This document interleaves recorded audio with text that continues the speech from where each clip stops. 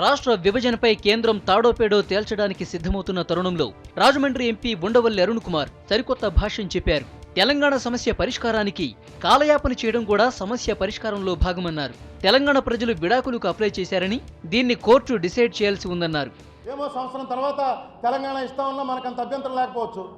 కాలయాపన చేయటం అనేది కూడా దానివల్ల మంచి ప్రయోజనం వస్తుంది అనుకుంటే కాలయాపన, ఇప్పుడు డైవర్స్ పిటిషన్ ఏమవుతుందంటే కోర్టులోకి వెళ్తే ఈ డైవర్స్ పిటిషన్లో మనం డైవర్స్ అపోజ్ చేస్తున్నాం, వాళ్ళు డైవర్స్ అడుగుతున్నారు. అంతేకాదు, దేశానికి రెండో రాజధానిగా హైదరాబాద్ ఉండాలని అంబేద్కర్ చెప్పిన విషయాన్ని గుర్తు చేశారు ఉండవల్లి. హైదరాబాద్ లెక్కలు తేలితే కానీ రాష్ట్రం సమైక్యమా విభజన అనే విషయం తేలదన్నారు.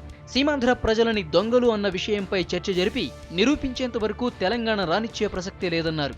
తెలంగాణ ఇయటం అనేది నేను అనేది ఏంటంటే ఆంధ్ర వాళ్ళు దోచేశారు కాబట్టి తెలంగాణ మాకు ఇచ్చేయండి అంటే ఎట్టి పరిస్థితిలో జరిగే పనే కాదండి. ఏ మాట మీద, ఏ ప్రాతిపదిక మీద, ఏ స్టాటిస్టిక్స్ చూపించి మమ్మల్ని దొంగలు అనేటువంటి ఆరోపణ, భయంకరమైన ఆరోపణ చేశారు.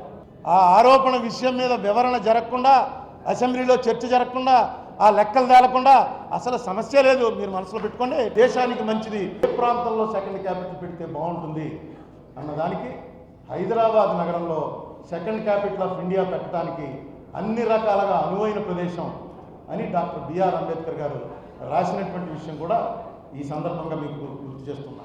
ఉండవల్లి వ్యాఖ్యలపై భగ్గుమన్నారు తెలంగాణ కాంగ్రెస్ నేతలు. తెలంగాణను ఏదో విధంగా అడ్డుపట్టమే సీమాంధ్ర నాయకులు లక్ష్యంగా పెట్టుకున్నారన్నారు ఎంపీ పొన్నం ప్రభాకర్. తెలంగాణ సమస్య పరిష్కారం దిశగా సీఎం రోడ్ మ్యాప్ ఇవ్వలేదని ఆరోపించారు. దేశ రాజధాని, రెండో రాజధాని హైదరాబాద్ కావాలంటా ఉన్నాం, లేదా ఇంకొక రకంగా మాట్లాడుతూ ఉన్నారు. దాని తర్వాత అధిష్టాన వర్గం పిలిచి తెలంగాణ ఇస్తే ఏ విధమైనటువంటి పద్ధతి పాటించాలి, ఈ రాష్ట్రం మొత్తానికి ముఖ్యమంత్రిగా ఉన్నటువంటి కిరణ్ కుమార్ రెడ్డి గారిని ప్రజలాకాంక్షను మాత్రం చెప్పినారు తప్ప రాష్ట్ర నాయకత్వానికి సరితూగే విధంగా ఏదైతే బాధ్యతలు నిర్వహిస్తున్నారో దాన్ని సార్థకం చేసుకునే విధంగా మాత్రం వ్యవహారం చేయాలి. హైదరాబాద్ను రెండో రాజధానిగా చేయాలన్న ఉండవల్లి ప్రతిపాదనను కొట్టిపారేశారు ప్రభుత్వ చీఫ్ విప్ ఆరేపల్లి మోహన్. ఇది అనాలోచిత ప్రపోజల్ గా అభివర్ణించారు.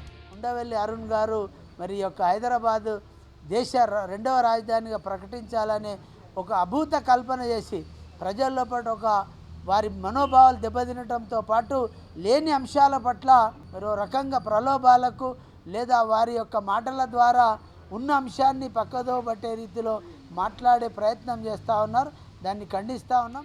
నక్సలిజం పెరుగుతుందనే అంశంపై మాట్లాడటానికి ఇది తగిన సందర్భం కాదని సీమాంధ్ర నేతలకు హితవు చెప్పారు ఆరేపల్లి మోహన్.